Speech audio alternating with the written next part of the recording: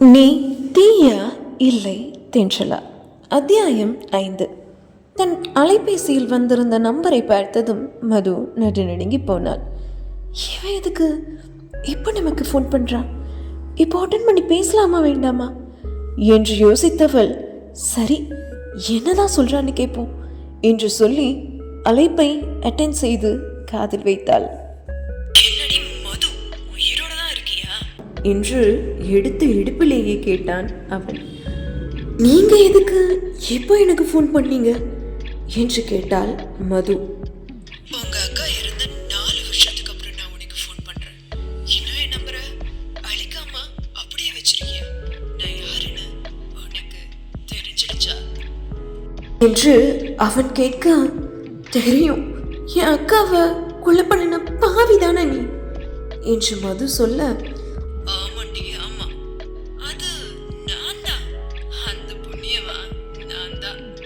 என்று சைக்கோ போல அவன் பேசிக்கொண்டிருந்தான். ஹே, உனக்கு என்னடா இப்ப வேணும்? ஏன் இப்படி என்ன டார்ச்சர் பண்ற என்று பதிலுக்கு மது அவனிடம் கேட்க, எனக்கு என்ன வேணுமா?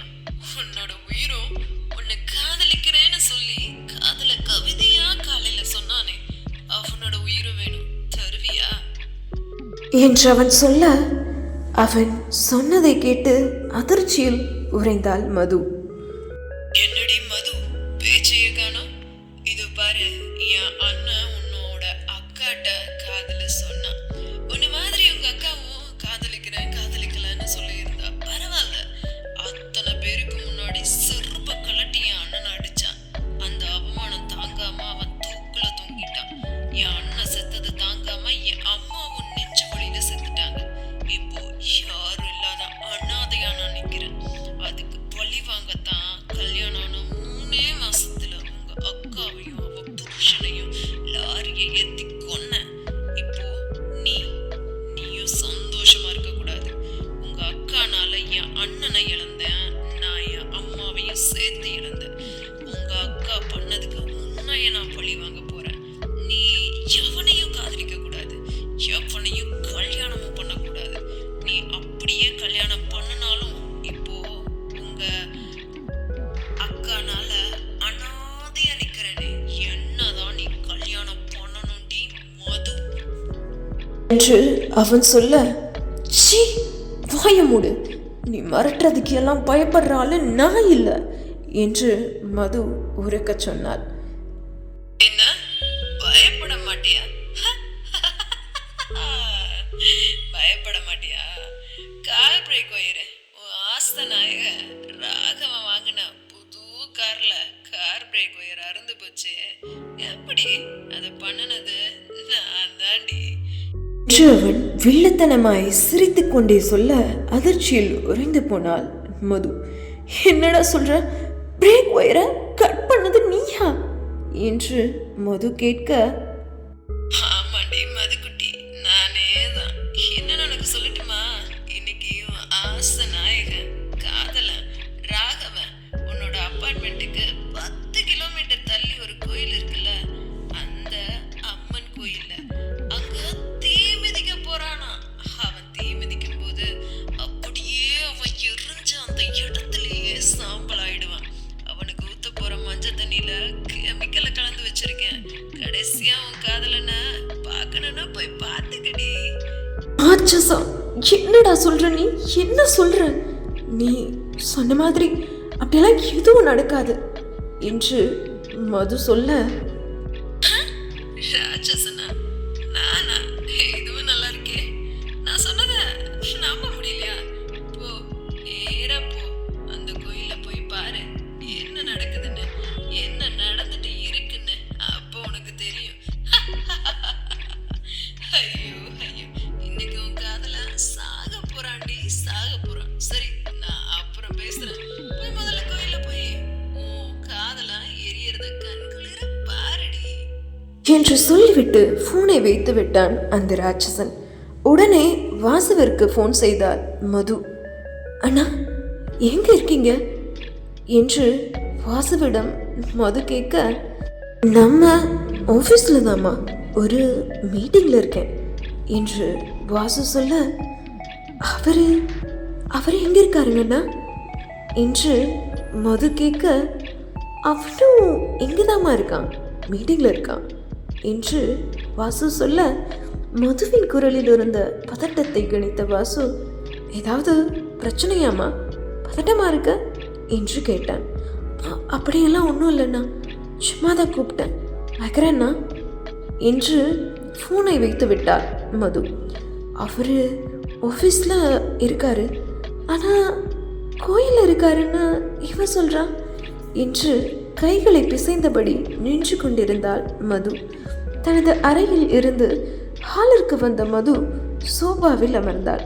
அவள் அமரும்போது டிவியின் ரிமோட் ஆன் ஆகிவிட்டது. தொலைக்காட்சியில் செய்தி ஓடிக்கொண்டிருந்தது. அதை கேட்டதும் அதிர்ச்சியானாள் மது. பிரபல தொழிலதிபர் ராகவன் தீ மிதிப்பதற்காக அம்மன் கோவிலுக்கு வந்திருக்கிறார். பிரபல தொழிலதிபரின் இந்த செயல் சமூக வலைதளங்களில் பேசுபொருளாகி கொண்டிருக்கிறது என்று செய்தியில் ஒரு செய்தி வாசிப்பாளர் சொல்லிக் கொண்டிருக்க, அதை கேட்டதும் சோபாவிலிருந்து சட்டென எழுந்து நின்று விட்டாள் மது. ராகவுக்கு தான் கடவுள் நம்பிக்கையே இல்லையே, அப்புறம் ஏன் இவர் இதெல்லாம் பண்றாரு என்று யோசித்து கொண்டிருந்தாள் மது. உடனடியா இப்ப நம்ம கோயிலுக்கு போய் ஆகணும். ஒருவேளை அந்த அந்த ராட்சசன் சொன்னபடி நடந்துட்டா, ஐயோ அப்படியெல்லாம் நடந்துடக்கூடாது என்று தனக்குத்தானே பேசிக்கொண்ட மது தன்னுடைய பர்ஸை எடுத்துக்கொண்டு அவசரமாக ஆட்டோவில் ஏறி அம்மன் கோவிலை நோக்கி சென்றாள். அம்மன் கோவிலின் முன்னே அடுத்த 15 நிமிடத்தில் ஆட்டோ நின்றது. அதிலிருந்து மது இறங்கினாள். அந்த கோவிலில் காவலர்களின் கூட்டம் அதிகமாய் இருந்தது. செய்தியாளர்களின் கூட்டமும் இருந்தது. பெங்களூரில் டாப் 10 பணக்காரர்களில் கோடீஸ்வரர்களில் ராகவனும் ஒருவன். யாருக்கும் தெரியாமல் இந்த வேண்டுதலை நிறைவேற்றிவிட வேண்டும் என்று ராகவன் நினைத்தான். ஆனால் அவன் வந்திருக்கும் செய்தி தீயாய் பரவ அவன் கேட்காமலேயே காவல் அதிகாரிகள் அவனுக்கு பந்தோபஸ்து கொடுத்திருந்தார்கள். வாசு, என்ன நடக்குதுங்க? யாருக்கும் தெரியாம இந்த வேண்டுதலை முடிச்சுட்டு போலான்னு பார்த்தா இப்போ எல்லாருக்கும் இந்த செய்தி பரவிடுச்சு. இப்போ மதுவும் இதை பார்த்துருப்பா இல்ல என்று ராகவன் கேட்க, ஆமாடா மச்சான், மது கொஞ்ச நேரத்துக்கு முன்னாடி ஃபோன் பண்ணியிருந்தா. நீங்கள் எங்கே இருக்கீங்கன்னு கேட்டா. நான் ஆஃபீஸில் இருக்கேன் அப்படின்னு சொல்லியிருந்தேன் என்று வாசு சொல்ல, அப்போ கண்டிப்பாக இன்னும் கொஞ்ச நேரத்தில் அவன் இங்கே இருப்பா என்று ராகவ் சொல்ல, அவன் சொல்லி முடிப்பதற்குள் அந்த இடத்திற்கு வந்துவிட்டாள் மது. மஞ்சள் வேட்டியும் இடுப்பில் மஞ்சள் துண்டுமாய் வெற்றி மேலோடு நின்றிருந்த ராகவனை பார்த்த மது அதிர்ச்சியில் அவனிடம் ஓடி வந்தாள். மேல் மூச்சு கீழ் மூச்சு வாங்க அவளிடம் வந்து நின்ற மது ராகவனின் பக்கத்தில் இருந்த வாசுவிடம் ராகவனை பார்த்தபடியே, அண்ணா இங்க என்ன நடக்குது என்று கேட்டார். அது வந்துமா என்று வார்த்தைகளை முழுகிக் கொண்டிருந்தான் வாசு. இப்போ சொல்ல போறீங்களா இல்லையா என்று மது கத்த, கோவிலின் பின்புறம் இருந்து ஓடி வந்த திவ்யாவும் அஞ்சலியும் வாசுவை பார்த்து, அண்ணா பூமிதிக்க எல்லா ஏற்பாடும் பண்ணியாச்சு, இப்போ ராகவன் அண்ணாக்கு மஞ்சள் தண்ணி ஊற்றணும் வாங்க என்று அழைத்தார்கள். கல்லூரியிலிருந்து வர நேரமாகும் என்று சொன்ன தன் தோழிகளான திவ்யாவும் அஞ்சலியும் இங்கே எப்படி என்று அதிர்ந்து பார்த்தாள் மது. திவ்யா, அஞ்சலி, நீங்க இங்க எப்படி என்று மது அவர்களை பார்த்து கேட்க, அப்போதுதான் திவ்யாவும் அஞ்சலியும் மது இங்கே இருப்பதையே உணர்ந்தார்கள். மதுவிடம் என்ன பதில் சொல்வதென்று தெரியாமல் விழிப்பிதுங்கி நின்றார்கள். திவ்யாவும் அஞ்சலியும் அந்த நேரம் பார்த்து கோயில் குருக்கள் ராகவனிடம் வந்தார். தம்பி, நேரமாச்சு, வரீங்களா என்று அழைத்தார். நீங்க போங்க, நான் வரேன் என்று ராகவன் சொல்ல, கடவுள் காரியம் லேட் பண்ணாம சீக்கிரம் வந்துடுங்க என்று சொல்லிவிட்டு அந்த குருக்கள் அங்கிருந்து நகர்ந்தார். வாசு, திவ்யாவையும் அஞ்சலியும் கூட்டிட்டு போ, நான் வந்துடுறேன் என்று ராகவ் சொல்ல, திவ்யா, அஞ்சலி, வாசு மூவரும் அங்கிருந்து சென்றார்கள். ராகவன் மதுவை பார்த்து, இப்போ உனக்கு என்னதான் பிரச்சனை என்று கேட்டான். நீங்க தான் பிரச்சனை. நீங்க எதுக்கு இப்போ தீ மிதிக்க போறேன்னு எங்க நின்றுட்டு இருக்கீங்க? அதெல்லாம் ஒன்றும் வேண்டாம் என்று மது சொல்ல, அதெல்லாம் ஒன்றும் வேண்டாமா?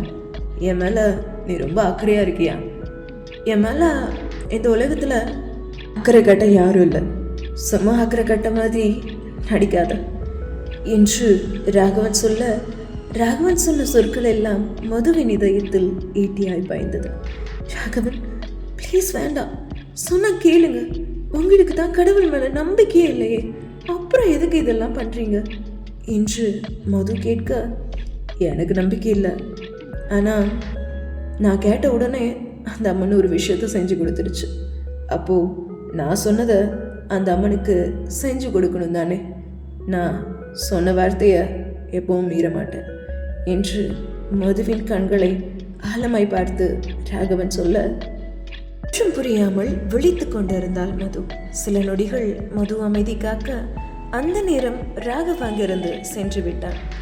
எங்கே என்று தேடி மது ராகவனை கண்டுபிடித்தாள். அஞ்சலியும் திவ்யாவும் மஞ்சள் நீரை ராகவனின் தலையில் ஊற்றி கொண்டிருந்தார்கள்.